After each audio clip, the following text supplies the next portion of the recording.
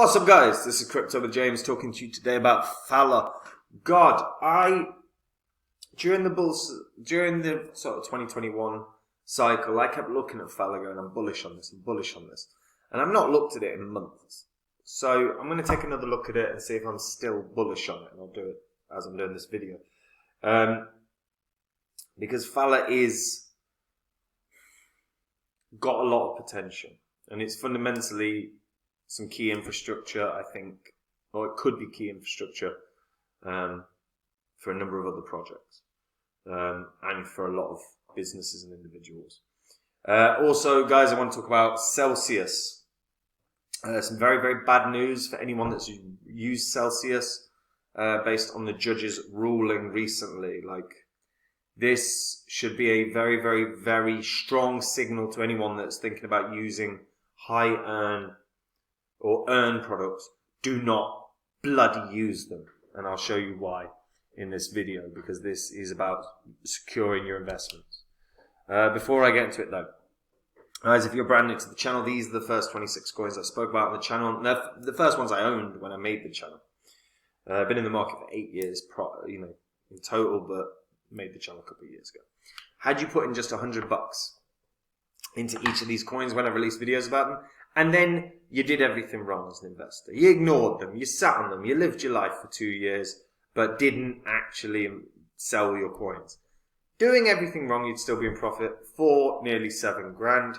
However, if you just sold these coins last year like I did when the markets absolutely rocketed up, $100 into each, a $2,600 investment would have netted you a profit of 123 grand.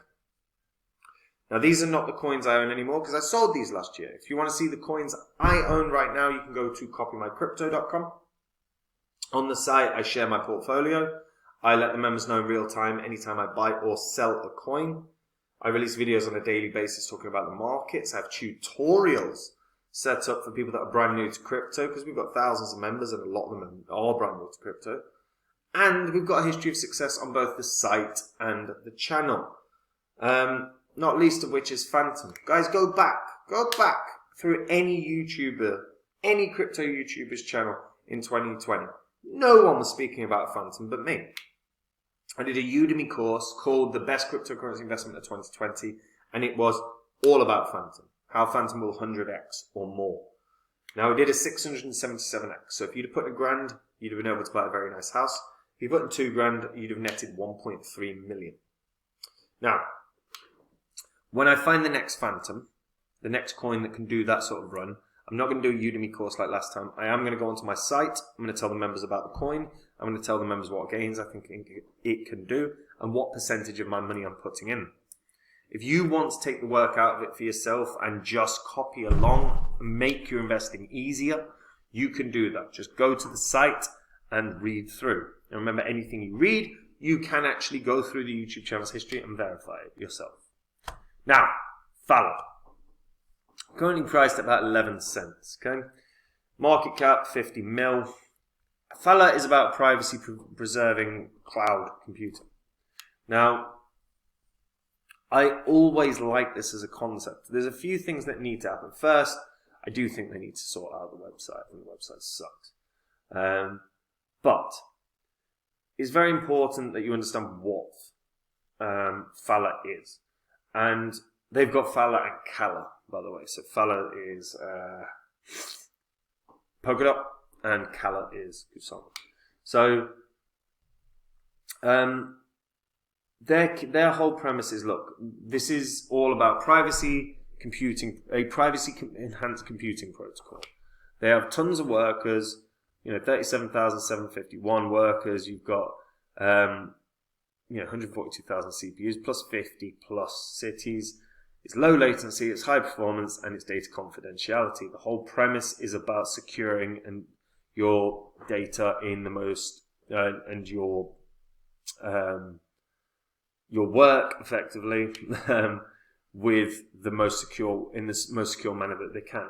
So your sensitive data is only processed in hardware secure enclaves, isolated from the rest of the world. The integrity of code and data is guaranteed. Only authorization actions are allowed to actually get hold of the data. Phala's confidential contract is compatible to multiple standards, including Intel, SGX, and AMD SEV, and it's decentralized. It's secure and reliable data storage on their decentralized, based on decentralized storage and their random scheduling algorithm. They also have the PHA contract, which allows for secure off-chain computing. Again, the benefit of this is that it can be done in rapid amounts of time, like milliseconds. Also, you've got the beauty of cross-chain computing within it, because it's a substrate-based blockchain. Phala aims to serve any blockchain through Polkadot and CMP. So what I'm liking about this, combined with the fact that they are partnered with so many goddamn projects, and they have won they've won Web3 grants a number of times as well, which is obviously a big sign that Gavin Wood is a big fan. Is they've grown. When you realise that they are interacting with, 15, 30, 36, 38, what is it? 40 odd different projects are already integrated with Phala's tech. Now, Phala hasn't been up and running for that long. Really, it hasn't. It launched in 2020, or got kicking in 2020, I suppose we'd say. And, it's never really been that low. The lowest price point that you can really find is around about 8 cents. And we're actually creeping pretty close to that right now, which, probably is going to be a very, very good entry point for Phala. And the token itself is used for obviously fueling the ecosystem. So it's for the PHA contracts, it's for the purchasing of computing resources and data exchanges. Now, again, I always want to point out data is there's so much money in data. You've also got founders who have had really good histories within the tech space. The founder was a lead developer of Bitcoin Gold, a senior developer of Google. You've also got Marvin Tong, who was a senior product manager for 3 years, worked in Tencent and Didi, which are both obviously big internet companies in China. You also got a core member of Bitcoin Gold in China. These all have strong histories, and their key thing is about tackling the trust within computation cloud. Now, that's something that a few different cryptos are trying to approach. I actually think right now Phala's probably got the most probably the best in terms of trustless computation that anyone's got. Sire's cloud computing. There's a few that are cloud computing that are just not quite. Well, those things. Yes, there's a few that are cloud computing that are out there, but are struggling with issues of retaining privacy and ensuring privacy or ensuring trustless execution. Phala seem to have got a solution in place. And we're now beginning to see the sort of fruits of their labour. They're constantly doing hackathons. They've got several different products up and running now. Like I said, the PHA contract. You've also got Phala World, which is a game. You've got Subbridge, Phala App 2.0, and the Web3 analytics. So the Phala App, as an example, allows you to have a look through and delegate your Phala if you want. So if I wanted to delegate some Phala, you can see that the stake ratio is about 43.66%. It's pretty good. Average APR, by the way, it's 43.41%. That is really strong. Really, really strong in terms of percentage per year. And again, these are delegations, but in terms of an earning potential, 43% is bloody good. And why is it 43%? Well, they've got to have the tokens distributed by the end of their tenure as a Polkadot parachain. So sooner or later, the complete distribution will have occurred. But that's Phala, sorry. So Phala. So that's Phala for 43%. So bear that in mind. Sorry, Phala can be delegated for 43.41%. Although it does look like Phala as well. These are Phala value locked. So yeah, I think Phala. Anyway, huge amounts of money, or huge APRs that you can actually get. That's not too bad. You can also farm. So they've got their DeFi protocol has really started to grow very nicely. I'm expecting Phala to still grow. I do believe actually it should break previous highs. Previous high was like $1.20, and I think as this grows, one thing again I always suggest, and I always try and say it, people need to watch out for data. Data is key. So the key bit data for Phala, how many users are they getting? The key bit data for Phala, how many projects are being onboarded? Users are always the biggest thing, guys. Users for me are the most key thing. Are they getting more users month on month? Are they onboarding more projects month on month? I hope so. Now, you're not going to see, with stuff like Phala, you're not going to see tons of stuff about them doing like grants programs or anything like that. Because most of the time, there are some that do grants programs within the Polkadot ecosystem, but because the Web3 Foundation is already there, they tend to do the grants within Phala Ambassador Program.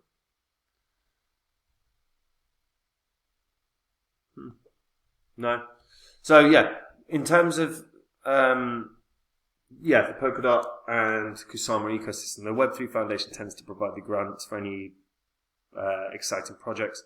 So I wouldn't expect your any parachain to necessarily be offering a grants program unless they end up with an enormous market cap, which is feasible over in the next bull cycle, but not right now. As for Phala, look, if they onboard more projects, if their user base grows, and there are plenty of ways of tracking user base, but if the user base is growing month on month, then they're onboarding more projects, and they're onboarding businesses, and they're onboarding they're getting wider users for their cloud computing. $2 is quite achievable. Probably unlikely that it's going to go that high, I suppose, but that would only be if the whole supply is out, 2 billion market cap. That's quite attainable for one of the strongest privacy-preserving sort of techs out there, specifically regarding cloud computing, because we've not really got tons of solutions that preserve privacy in that space. So Phala's probably ahead in that regard. So I still think $2 could be achieved. And as long as they onboard more, and as long as the user base grows, $2 is very achievable.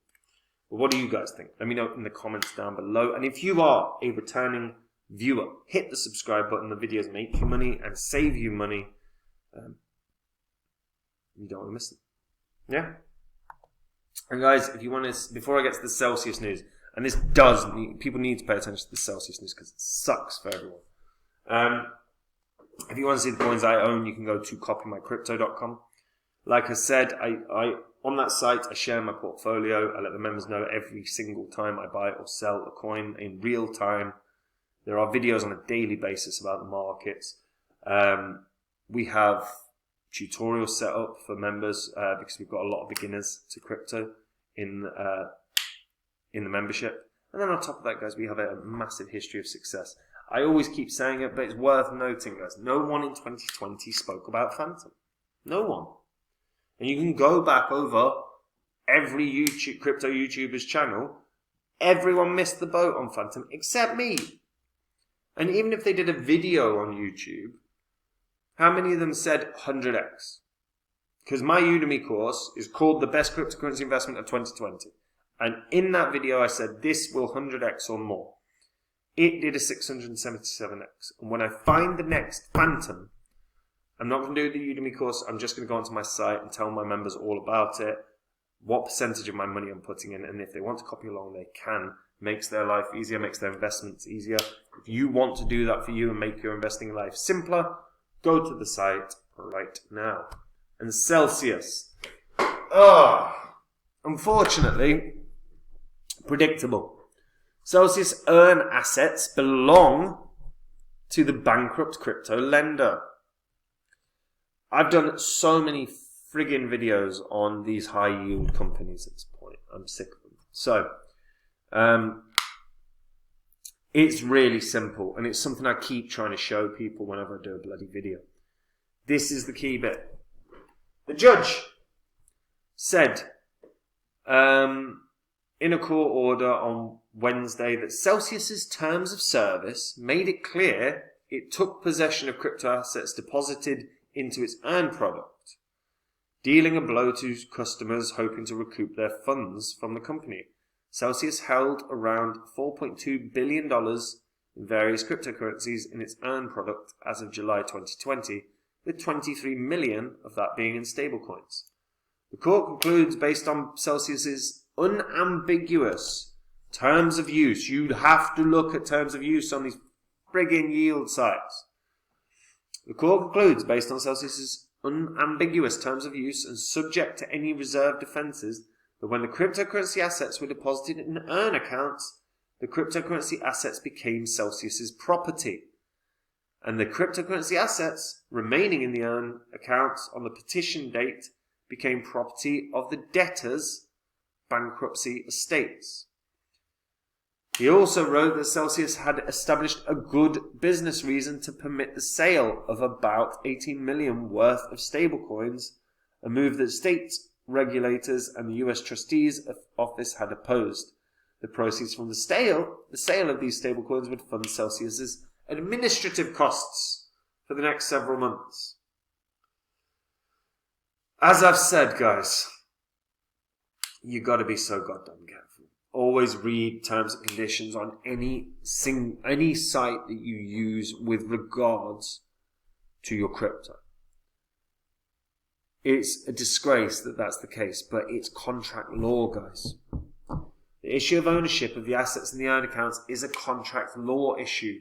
The debtors and committee argue that the cryptocurrency assets deposited were owned by the debtors and are now property of the estate. Many earn account holders argue that the account holders, rather than Celsius, own the cryptocurrency assets in the earn account, and the cryptocurrency assets should promptly be returned to them. Some of these account holders had argued that Celsius was in breach of its own contract, or that Celsius had failed to uphold its fiduciary duties, but the judge called Celsius's terms of service unambiguous. You know what that means? Celsius had a good goddamn lawyer doing terms and conditions, so no one can come at them. And unfortunately, I said this was going to happen in previous videos. I said this was going to happen. Celsius will get away with it. Voyager will get every single one of these places that went down, particularly these high yield accounts, will all get away with it because they will have had a very, very, very good lawyer going through terms and conditions with really unambiguous terms as a result, because very few people will read terms and conditions. But unfortunately, guys, if you were a Celsius user, your money's gone. You ain't going to get it. And I know this tick goes on about effectively giving like out like an NFT IOU or some shit for Celsius, or a coin called IOU or something. I don't know if he's taking the piss. I don't know if that's a real story or just a piss take. But unfortunately this has happened. I think if you are going to be in the crypto space for a long time, please remember these sorts of things, these stories, because they suck for everyone that was involved, and they'll happen again. This is not going to be the last case of this happening. If you don't read your terms and conditions, you're screwed. And I guarantee you, I guarantee anyone that's watching, there are going to be cryptocurrency exchanges you are currently using whose terms of service are as unambiguous as apparently Celsius's are. And if those exchanges go down, you will not get your crypto back. So please, guys, please be careful out there. That's it from me. Take care. Bye-bye.